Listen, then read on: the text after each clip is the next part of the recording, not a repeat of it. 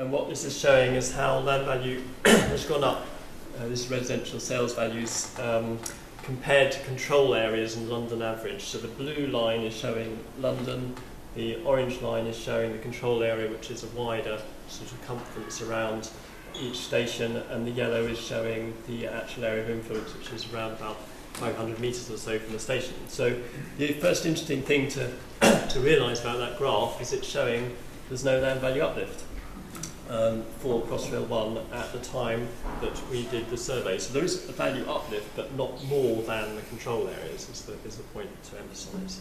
If we go on to the next slide, this shows the same exercise for the Jubilee line extension. So obviously Crossrail 1 isn't open yet. Jubilee line extension opened at the beginning of the millennium.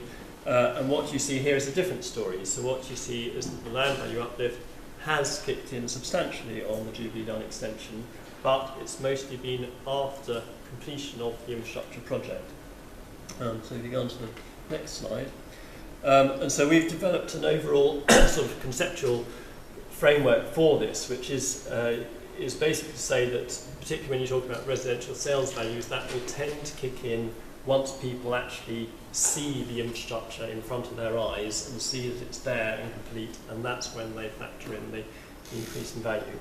The landowners and developers and the commercial development tend to take a more sophisticated view as far as we can see, and so the values will tend to go up earlier during the period of the construction of the projects. But this, and also so another thing to emphasise about that work is that the significant majority of the value capture is about existing land uses, so existing homes. They represent the majority of the land value uplift more than new development.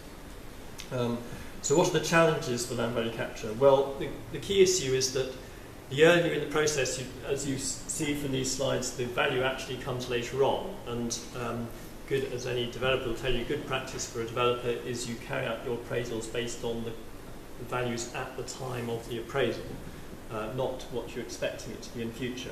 And even if you do expect it, you should be significantly discounting that as a major risk and uncertainty.